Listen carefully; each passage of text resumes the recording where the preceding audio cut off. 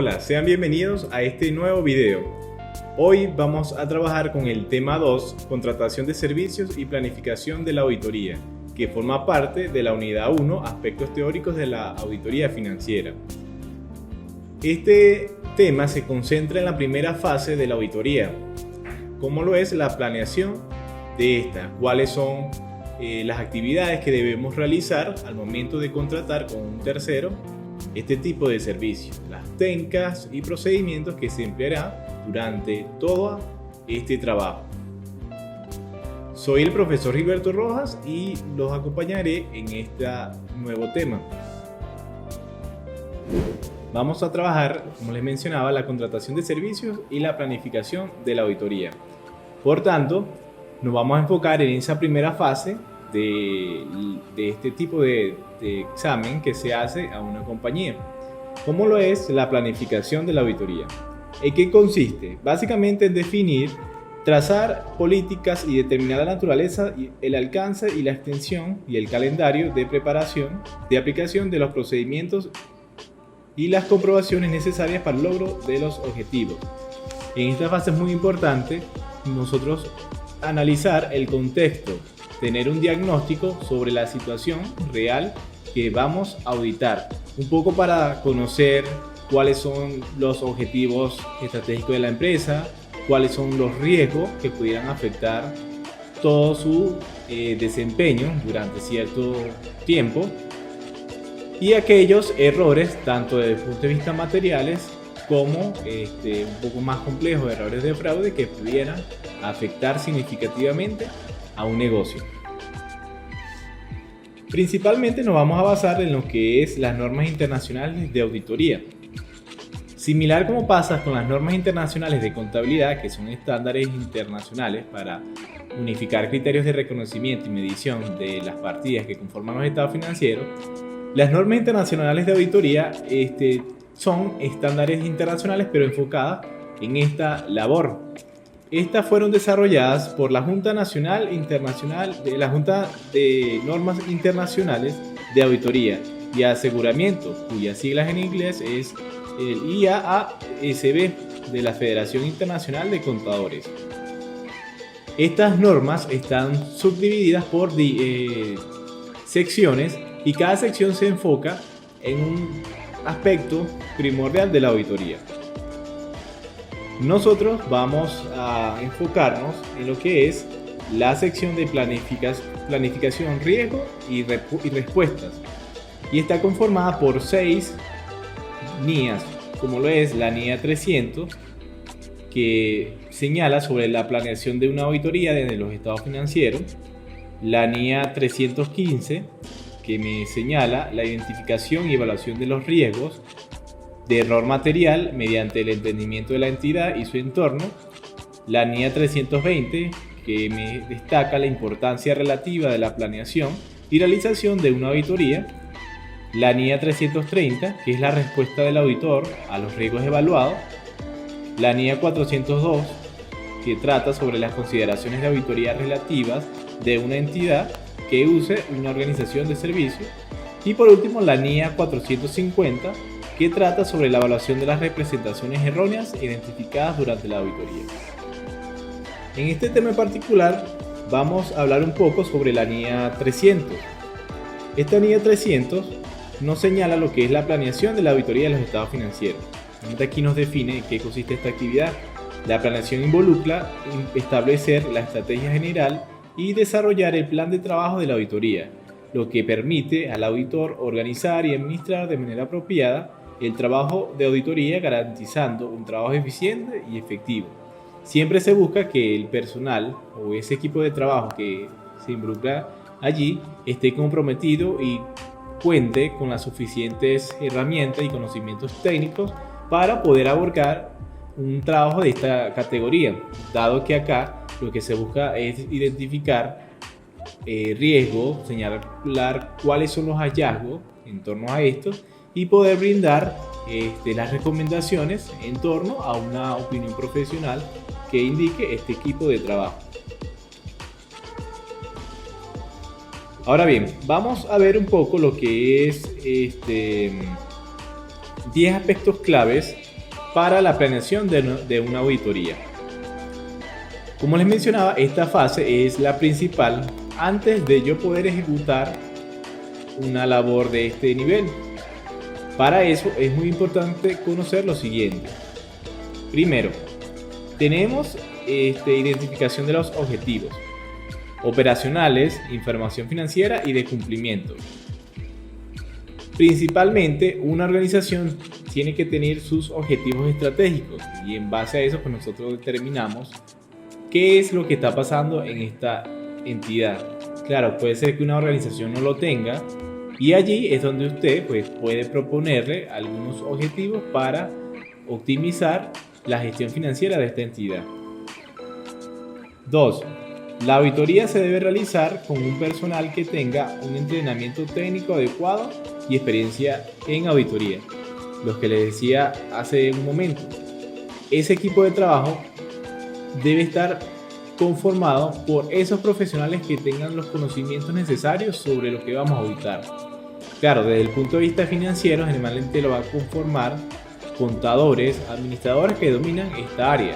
Pero si es, supongamos, una auditoría integral, que es un equipo multidisciplinario que puede estar un abogado por la parte de auditoría de cumplimiento, un ingeniero, supongamos también por esa misma parte de auditoría de cumplimiento para verificar una normativa desde el punto de vista de seguridad e higiene en el trabajo, como también desde el punto de vista de auditoría administrativa, un licenciado en administración que conozca sobre todo la estructura organizacional, los procedimientos administrativos y cómo mejorar la estructura organizacional si en esa situación pues se puede haber varias fallas en cuanto a duplicidad de funciones u otras situaciones. 3. En la planeación de la auditoría es vital lograr un entendimiento integral del negocio, del ambiente, de la industria y del externo, que facilite la identificación de riesgo. Generalmente allí lo que nosotros es buscar entrevistas con algunos de los personales claves para poder hacer un diagnóstico de la situación antes de caer en el desarrollo de la auditoría.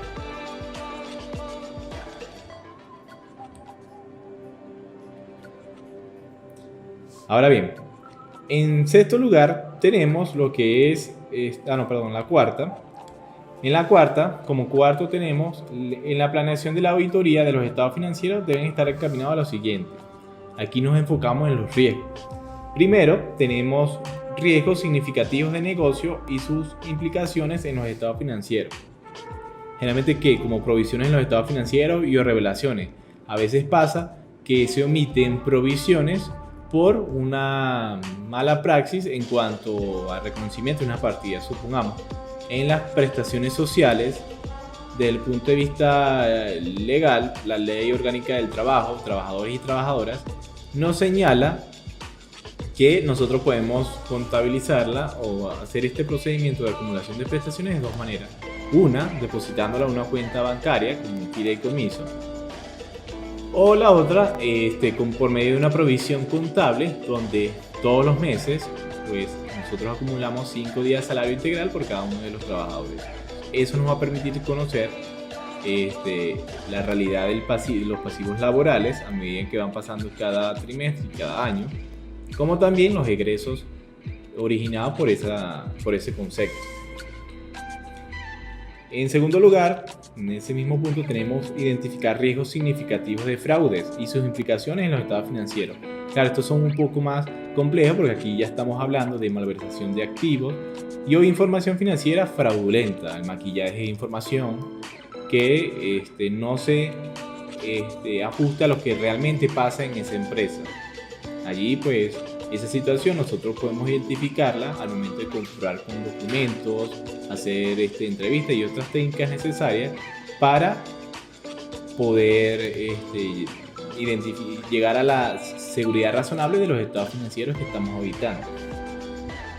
Y C, determinar las transacciones significativas que se registran en los estados financieros, rutinarias y no rutinarias. Puede pasar aquellas transacciones que no tienen tanta recurrencia, pero son significativas en cuanto a sus importes. Supongamos una importación de mercancía, entonces nos va a permitir, si nosotros estamos contabilizando de la manera correcta, si aplicamos los procedimientos tributarios correctos al momento de su declaración y todo lo que involucra la transacción como tal, las cuentas, los cálculos correctos, si estamos registrándola como un costo, como un activo, identificar en sí si no hubo una mala praxis allí que nos afecte la información financiera que estamos analizando. 5. Definir la materialidad de la planeación.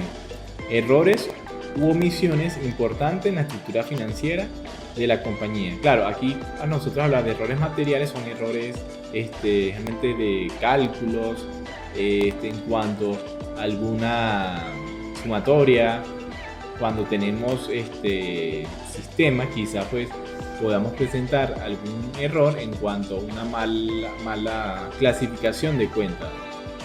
Que tengamos, por ejemplo, una cuenta de egreso y por utilizar un mal código, pues se le contabilizó al costo, supongamos. Entonces allí es donde nosotros vemos que hay errores materiales en cuanto a la contabilización de algunas partidas.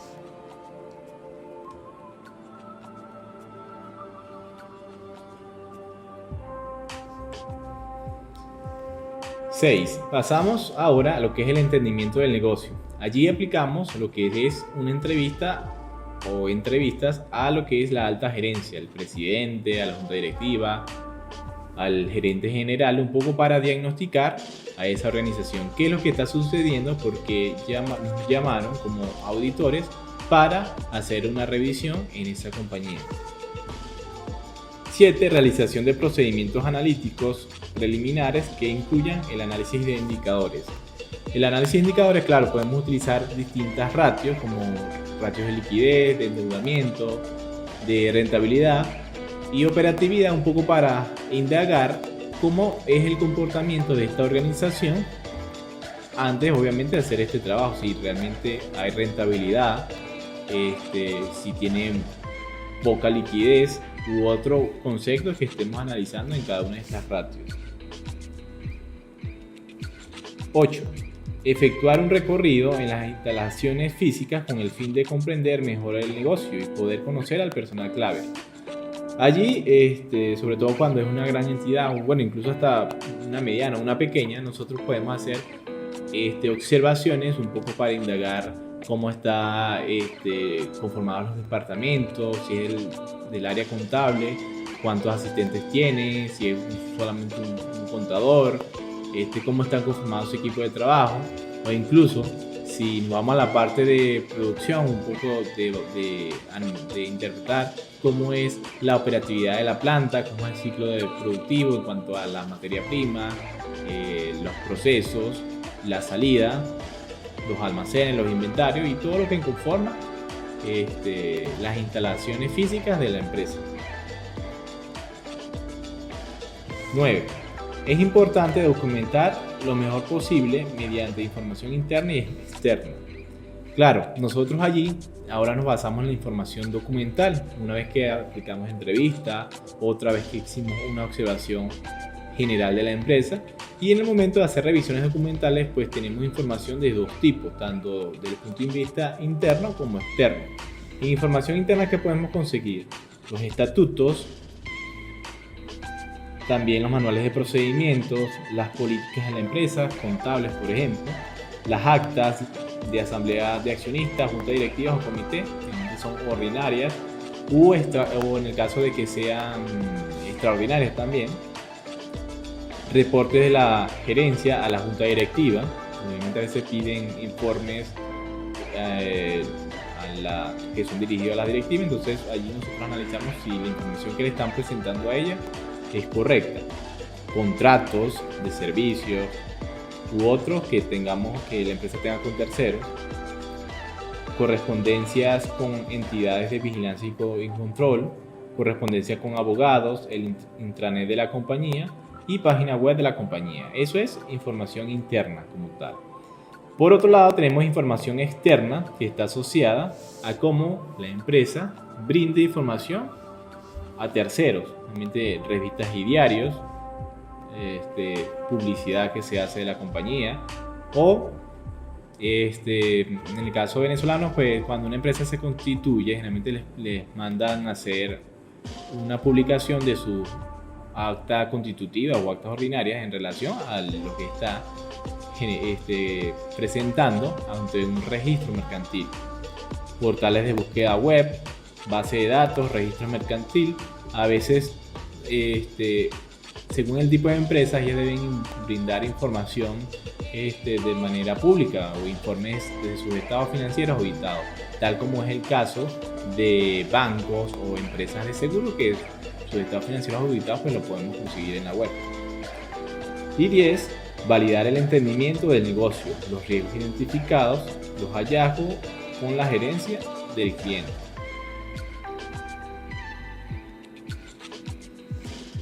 Ahora vamos a ver lo que es las técnicas de auditoría. Las técnicas de auditoría, ¿qué son? Realmente estas son herramientas o métodos prácticos de investigación que se usa el auditor para obtener evidencia y fundamentar su opinión en el informe. Cuando nosotros hablamos de técnicas, es ese conjunto de herramientas para poder justificar nuestro trabajo, es decir, donde vamos a tener nuestras evidencias. Dado que no solamente nosotros nos vamos a limitar a revisión documental, hay muchas técnicas, y ahorita vamos a conocer algunas, que podemos aplicar de acuerdo a la situación que estamos evaluando.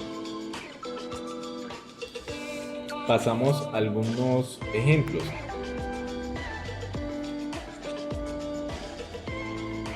La primera es la técnica de la observación.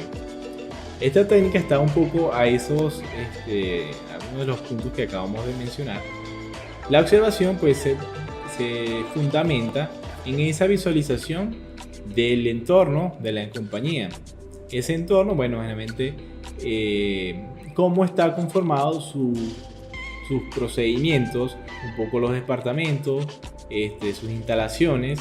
Aquí generalmente podemos ver la observación de la toma física de inventarios, la observación del proceso productivo para ver cuántos son los tiempos de demora, supongamos, o cuánto dura un proceso productivo de un producto en particular, cuáles son los cuellos de botella, supongamos, o esas anomalías que retrasan el proceso productivo de esa entidad. La siguiente es la técnica de la comparación.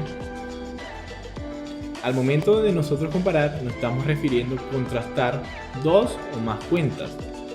Ejemplo, los gastos o las ventas los comparamos mensualmente para averiguar en qué meses ha habido variaciones importantes y descubrir por qué ocurren estas variaciones, por qué bajaron las ventas o subieron los gastos. Al momento de nosotros contrastar realmente partidas, podemos visualizar rápidamente si hay alguna mala praxis. Supongamos en las ventas, estamos comparando las ventas mes a mes y vemos que en el mes de julio se incrementó casi que un 500%. Entonces ya es como un llamado de atención para el auditor, que cuando vaya a hacer una revisión limitada de esa cuenta, se va a ir al mes de julio y va a analizar el libro mayor para ver cuál fue el monto que le elevó esa cantidad. Quizá pudo haber sido que hubo una gran venta y bueno, es realmente está certificada, corresponde a lo que realmente se facturó. Pero a veces no, quizá fue un error, una mala facturación y bueno, ahí hay que hacer una nota de crédito para poder subsanar esa falla.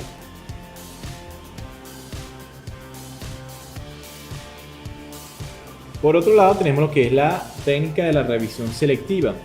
Allí, bueno, nosotros revisamos libros, un libro de caja, un mayor, los bancos, aunque sea en forma ligera, es decir, una revisión sencilla de alguno de estos libros para verificar, supongamos que el libro diario esté al día.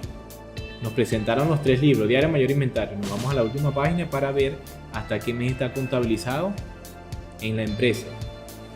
Si hay una demora, cuántos meses de atraso existen, entonces un poco para complementar ese diagnóstico. Seguimos con la técnica de la indagación, o lo que nosotros llamamos la obtención de información verbal. Allí podemos indagar sobre la pérdida del activo fijo, indagar sobre procedimientos de compra de bienes, Prácticamente es aplicar entrevistas a las personas encargadas de ciertos procesos. Si estamos hablando de los activos fijos, ¿a quién podemos entrevistar? Al jefe de bienes o al administrador, que generalmente son personas cuyas funciones se encargan de supervisar o gerenciar todos los recursos materiales, financieros y humanos de una empresa. Entonces, en ese aspecto, por lo menos el administrador debe conocer por qué hay una pérdida en cierto activo fijo. O en los procedimientos de compras, supongamos que por qué las compras se están incrementando en los últimos meses. Entonces, podemos allí ampliar un poco nuestro contexto a situaciones de que estén aumentando los precios o la empresa pues no está facturando correctamente sus ingresos, está evadiendo, porque quizás vemos muchas compras y muchas ventas. Entonces, un poco para interpretar esa situación. Continuamos con la técnica de confirmación. La confirmación es obtención de afirmaciones escritas. Realmente esas son comunicaciones que son dirigidas a terceros para certificar información acerca de que está plasmada en un documento. Una de ellas es, por ejemplo, la confirmación de proveedores. Nosotros podemos pasar un correo con la copia de las facturas a crédito, un poco, o incluso una factura original que ya se haya cancelado, y él nos va a certificar que realmente esa compra está en sus registros, porque puede pasar de que a veces, como le decía al inicio de esta materia, que la empresa pues tenga malversaciones, y pues siempre hay que tener esa malicia en ese sentido, porque quizás estén presentando documentación falsa y al momento de ellos certificarla con un tercero, pues él me va a decir si realmente corresponde o no con lo que se registró en la empresa. También tenemos confirmaciones a banco, un poco al uso de estados de cuenta. Cuando estamos haciendo una conciliación bancaria y nosotros queramos presentar una revisión de esta, podemos pedir, aparte de la conciliación bancaria, obviamente los estados de cuenta, pero que deben estar debidamente sellados y firmados por el banco, un poco para tener veracidad de esa información. O como les decía, quizás le presentan a usted un estado financiero, un estado de cuenta, y puede ser que esté adulterado, le hayan maquillado información. Entonces, por eso es muy importante que nos lo certifiquen las personas encargadas de esto. En este caso es el banco.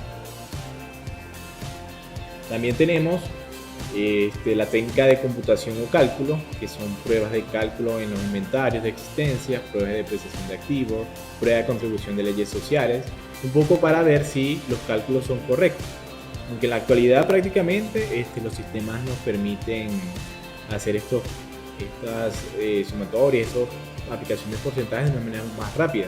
Pero es bueno hacer pruebas sorpresivas, un poco para verificar si los cálculos corresponden a la realidad, si una depreciación está correctamente aplicada, si la sumatoria de los inventarios coincide con lo que está en los documentos.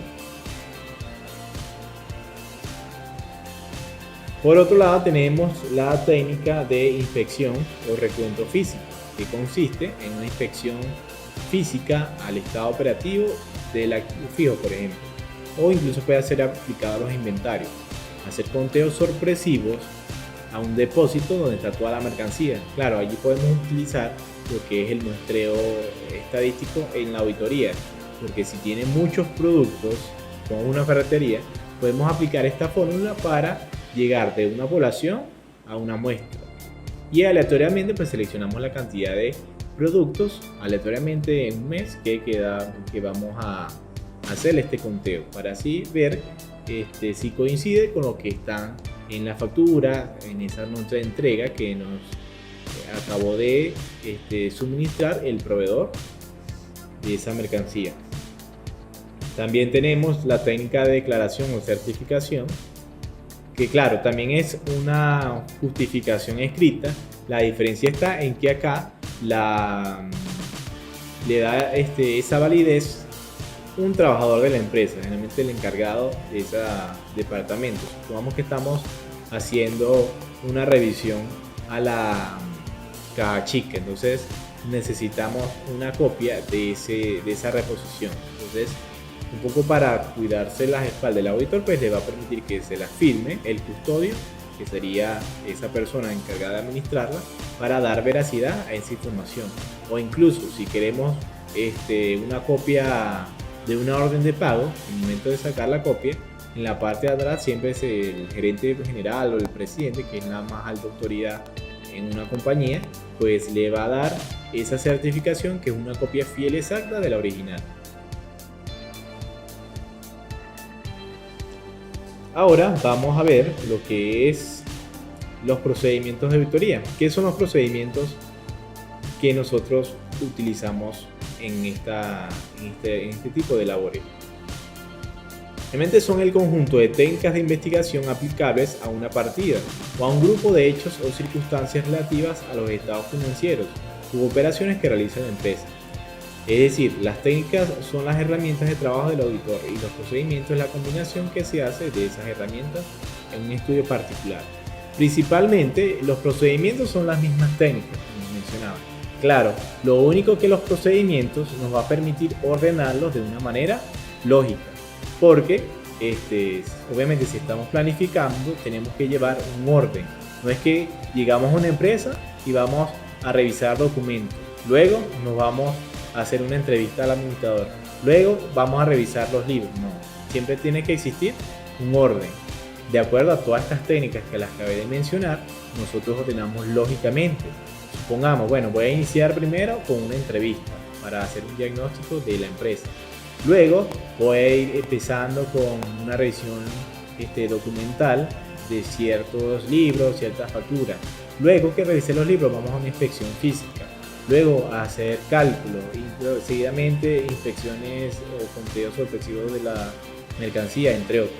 Pero siempre debe existir este orden lógico, un poco para definir las horas de trabajo que vamos a aplicar en cada uno de estos procedimientos.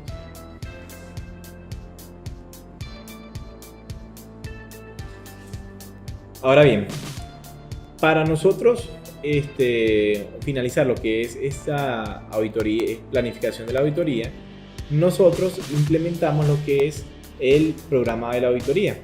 El programa de la auditoría es ese formato, generalmente cada auditor lo ajusta a su criterio, pero todos deben coincidir en lo mismo. Estos se organizan de acuerdo a las cuentas que nosotros vayamos a analizar. También lo podemos hacer por rubro. Supongamos un programa de auditoría para el activo corriente, otro para el activo no corriente, otro para la propiedad, planta y equipo, o incluso más específico, un programa de auditoría para el efectivo y equivalentes. Entonces, ¿qué debe contener ese programa? Primero, claro, en el formato como lo podemos ver allí, el nombre de la firma de auditores o el personal, o si es un solo auditor, bueno, el nombre de como tal. Claro, también se identifica el cliente, la ciudad y la provincia o el estado donde se ubica. Acá tenemos lo que es la cuenta o el rubro. En el ejemplo bueno, la cuenta que él está planificando auditar son las cuentas por cobrar. Y además de eso, pues también debemos señalar lo que es el periodo. ¿Qué estamos auditando? Aquí es desde el 1 de enero de un año específico al 31 de diciembre, es decir, un año completo. Claro, puede ser menos, un trimestre, un semestre o un mes, pero hay que definirlo aquí. Asimismo, tenemos que indicar el objetivo general y los objetivos específicos de esta auditoría. El objetivo general, ¿qué es? Determinar la razonabilidad de los cálculos de los saldos de las cuentas por cobrar que se reflejan en los estados financieros. Es decir, eso es mi punto de partida. Ver qué tan razonable es o no las cuentas por cobrar que me aparecen en los estados financieros. Y los objetivos específicos es cómo nosotros a detalle cumplimos con ese objetivo general, es decir, como el paso a paso. Entonces tenemos primero establecer que no existan restricciones sobre la partida en las cuentas por cobrar. Y dos, evaluar el control interno del grupo disponible, es decir, nos estamos enfocando en dos. en cuáles son las restricciones y otra como es el control interno de las cuentas por cobrar. Seguidamente ya ahí pasamos a lo que son los procedimientos de auditoría, es decir, las técnicas que vamos a aplicar para este tipo de trabajo. Claro, ya están ordenadas, como pueden ver aquí tenemos 1, 2, hay que hacer el orden. Bueno, aquí tenemos la etapa preliminar, claro, ellas también se pueden subdividir en una etapa preliminar, en una etapa de desarrollo y una etapa final. Acá, bueno, esta es la etapa preliminar que tiene 2 procedimientos, la referencia de los papeles de trabajo, que es donde nosotros vamos a conseguir evidencia de estos procedimientos que vamos a aplicar. Acá la columna de hecho por es indicar qué profesional va a auditar ese procedimiento o va a aplicarlo como tal, porque puede ser que esté una o dos personas o quizás más. Las horas estimadas que vamos a aplicarle a ese procedimiento y las horas reales, un poco para comparar si estamos dentro de los límites que establecimos o no estamos sobrepasando. Acá, bueno, también podemos ver entre los procedimientos algunos ejemplos. Primero, acá él inicia con una evaluación del control interno y determinación de la materialidad, un poco para ver cuáles son los errores materiales que tiene este tipo de cuenta. 2. Formular y actualizar los flujos que muestren los procedimientos para otorgar los créditos, incluye la aplicación contable. Acá, bueno, podemos verificar cuáles son las políticas de crédito que tiene la empresa en cuanto a sus clientes u otro que se le esté brindando crédito y cuáles son sus procedimientos contables, qué cuentas están utilizando. 3. Tenemos en relación al proceso anterior obtener información sobre las políticas vigentes respecto a los descuentos, bonificaciones y ventas. Es decir, si ya analizamos un poco las políticas de crédito, ya nos vamos más a detalles, si hay descuentos, si hay bonificaciones, si hay ventas y cómo se están contabilizando. 4. Elaborar o actualizar un flujo que muestre el sistema de cobranza de saldo. Un poco para ver, una vez que yo di crédito, cómo se está cobrando ese dinero, si está entre los límites establecidos, si se le está cobrando algunos intereses de mora y si se está haciendo la nota de débito correspondiente a ese tipo de operación.